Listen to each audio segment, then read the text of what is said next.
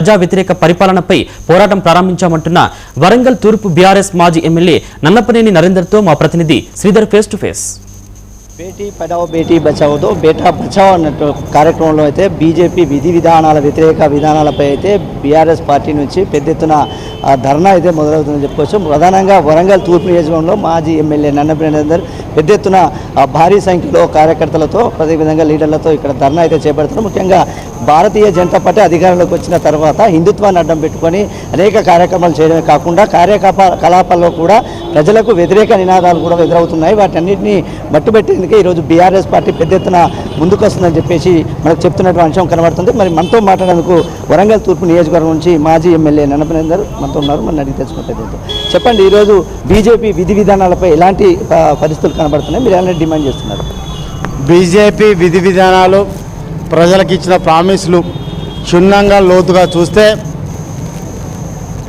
అందర్ పరేషానీ బార్ షేర్వాణి ఒక కపట నాటకం. ప్రజలకు సేవ చేయడం రాదు, నటించడంలో ఆస్కర్ అవార్డు కూడా వాళ్ళకి సరిపోదు. ఇప్పుడే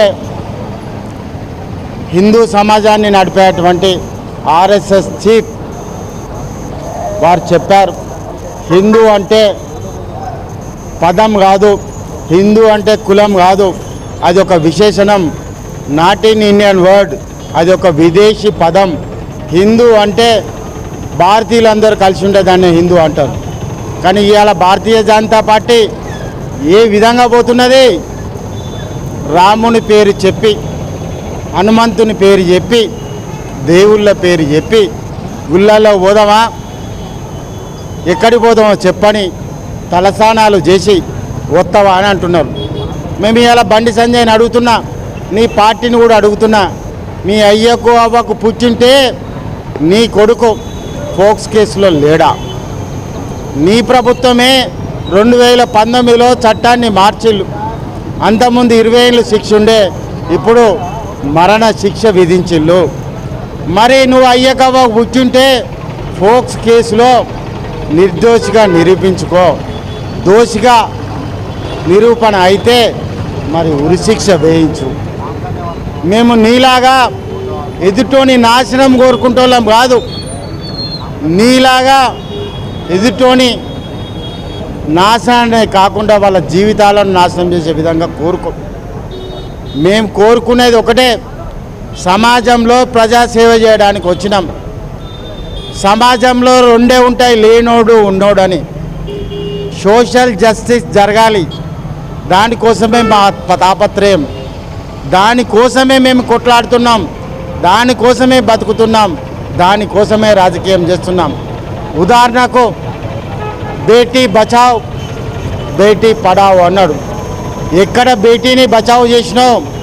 నీ స్వయంగా నీ క్యాబినెట్లో ఉన్నటువంటి సహాయ మంత్రి కొడుకే కదా కాల రాసింది.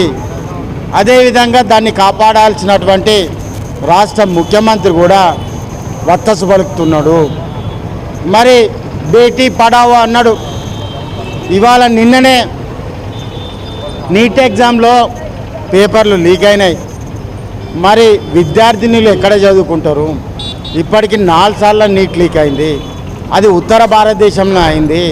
ముఖ్యంగా కేంద్ర ప్రభుత్వ ఆధ్వర్యంలో చేయాల్సినటువంటి పరీక్షలు 65 సార్లు లీక్ అయినాయి. మరి మీకు సిగ్గు శరం ఏమన్నా ఉన్నదా అని అడుగుతున్నాను. సో ఇప్పుడు మనం చూసుకుంటే బండి సంజయ్ అంశంలో ఇప్పటికే బీఆర్ఎస్ పార్టీ పెద్ద ఎత్తున ఉధృతంగా కూడా ఆందోళన చేసింది. ఆ అంశంలో కూడా రేవంత్ రెడ్డి కూడా దిగొచ్చారు, దాని మీద ఎఫ్ఐఆర్ చేయాలని కూడా ఆదేశాలు జారీ చేశారు. అయినా కూడా ఇప్పటివరకు ఎక్కడ వెళ్సిన కూడా అక్కడే ఉన్నట్టున్నది. దీన్ని ఎలా చూడొచ్చు అసలు? రేవంత్ రెడ్డి పాలనపై కూడా ఎలా చూడొచ్చు అసలు? మేము ఒకటే చెప్తున్నామండి, రేవంత్ అయ్యనా, బండి సంజయ్ రెడ్డి అయ్యనా, ఇంకేమైనా అయ్యనా గురించి చూడం. మేము అమ్మాయి పట్ల న్యాయం ఉంది, న్యాయం కావాలని కోరుతాం. నువ్వు పెద్దనువా చిన్నవా కాదు. రాజ్యాంగంగానే బిఆర్ అంబేద్కర్ గారు ఒకటే చెప్పిళ్ళు, పోరాడు, సమీకరించు. ఏం కావాలన్నాడు బిఆర్ అంబేద్కర్? పోరాడు, సమీకరించు, బోధించు. ఈ 3 ఎందుకు చెప్పిండంటే, సామాన్యుడైనా ఉన్నతమైన ఉన్నాడైనా కానీ 3ని ప్రేరేపించుకొని ముందుకు పోవాలని చెప్పిండు. వీళ్ళు 4 ఫీట్లు ఉన్నోళ్ళు కాదు, ఎవరికి 2 చేతులు డబుల్ లేవు. ఎవరైనా గిట్లే ఉన్నాం. కాబట్టి న్యాయం వైపు సభ్య సమాజం నిలబడుతుంది. ఎదుటోడు ఎంత పెద్దోడైనా కానీ సోషల్ జస్టిస్ కోసం సమాజం ముందు నిలబడతాం, పోరాడతాం, కొట్లాడతాం, ఎంత దూరమైనా పోతాం. మొన్ననే నేను మున్సిపల్ కార్పొరేషన్లో ధర్నాలో చెప్పిన నా ఓడైనా మంది నాయుడైనా ఎవరిని వదిలేదు, అందరిని కూడా బయటికి లాగడమే అని కూడా చెప్పడం జరిగింది. ఖచ్చితంగా దాని వైపు పోతున్నాం. ఖచ్చితంగా సమాజ నిర్మాణం కోసం, నవ సమాజ నిర్మాణం కోసం కూడా పాటుపడతామని కూడా చెప్పడం జరిగింది. ఈ విధంగా మాజీ ఎమ్మెల్యే నన్నపనేని నరేందర్ చెప్తున్నటువంటి అంశం అయితే కనబడుతుంది. మొత్తంగా చూసుకుంటే వరంగల్ నగరంలో, వరంగల్ తూర్పు నియోజకవర్గంలో మాజీ ఎమ్మెల్యే నన్నపనేని నరేందర్ చేస్తున్నటువంటి ధర్నా అయితే ఈరోజు పెద్ద ఎత్తున కొనసాగుతుంది. బండి సంజయ్ కుమారుడితో పాటు బీఆర్ఎస్ ప్రభుత్వం ఎల్లప్పుడూ కూడా నిరుపేదల వెంట ఉంటుంది. ప్రజాపాలనలో ఎవరైతే వైఫల్యాలను చెందుతారో వాళ్ళందరినీ ఎండగట్టేందుకే బీఆర్ఎస్ ప్రభుత్వం ఉంటుందనేది కేసీఆర్ నాయకత్వంలో ముందుకు సాగుతామని చెప్తున్నటువంటి విషయం అయితే వరంగల్లో ఉందని చెప్పుకోవచ్చు. ఇది ఇక్కడ తాజా అప్డేట్. అన్నమయ్య జిల్లాలోని పుంగనూరులో రోడ్డు మరమ్మతుల ఆలస్యం ప్రజలను